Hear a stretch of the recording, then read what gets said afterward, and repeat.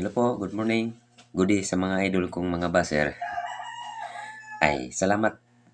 Salamat pala pag may mga baser ka. Diyan ka natututo. Magandang araw, magandang gabi sa lahat.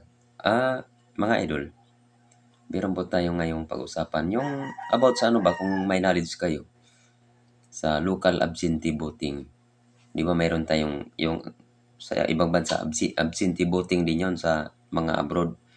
Pero yung local absentee voting, itong dito tungkol sa mga uniform personnel, pulis, sundalo, tapos kasali na yung mga teacher, basta mga uniform personnel yung mga ano, kasi yung kagaya ng mga teacher, mag-serve sila sa ibang mga barangay.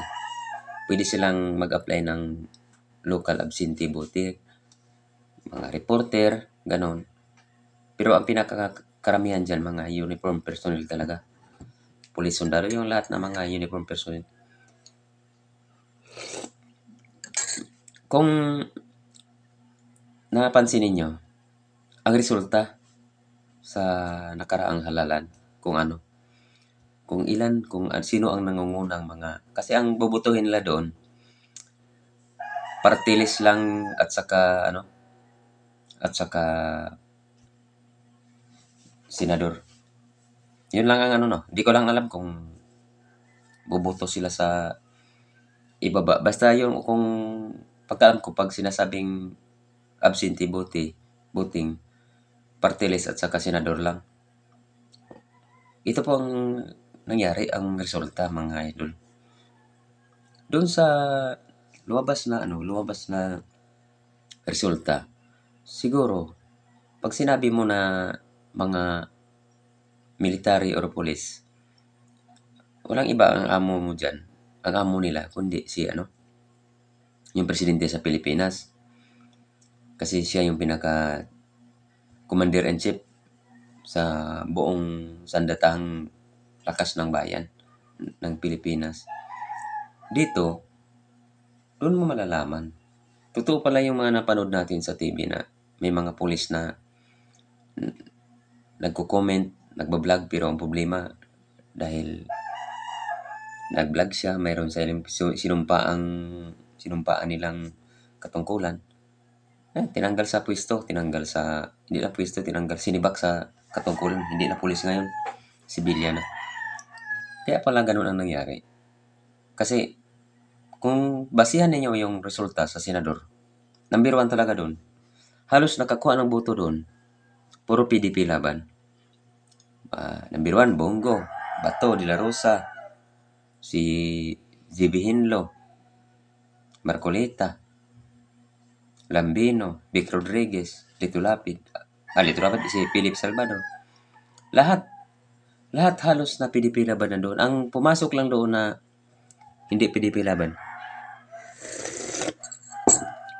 Ang pumasok na hindi PDP laban, Hunasan, Kirubin, Busita,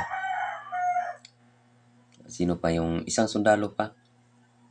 Yun ang pumasok doon na halos lahat PDP. Hindi naman pumasok doon si Villar at saka si Aimee, hindi pumasok.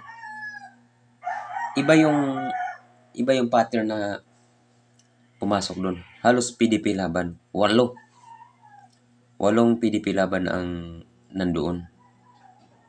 Kaya, kung tutuusin,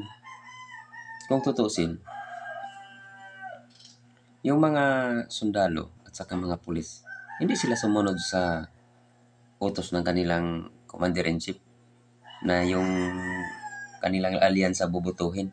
Wala kang makitang alyansa doon na binoto. Kaya, naniwala ako bakit lumagapak ang rating ng mga namumuno sa ating Pilipinas.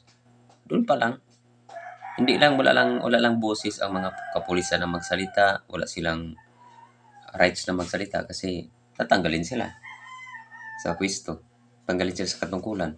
Ngayon, malaya silang magsalita doon sa pagboto nila.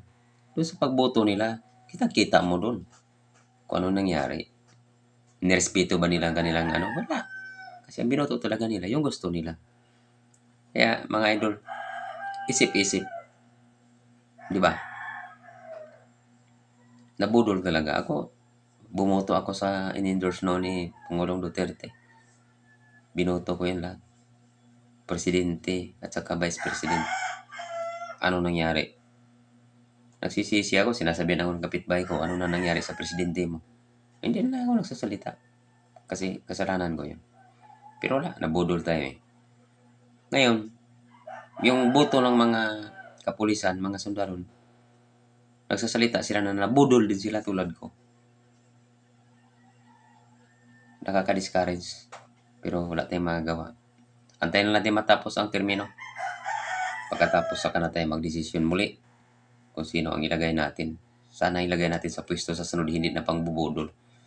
Yung tunay at tapat na maglingkod sa bayan na hindi nangungurap. Hindi tulad ni Romualdez na bilyon ang pinamudmod sa mga congressman para lang na ma-impeach ang ating Vice President. Salamat po, mabuhay ang lahat. Good day and God bless you.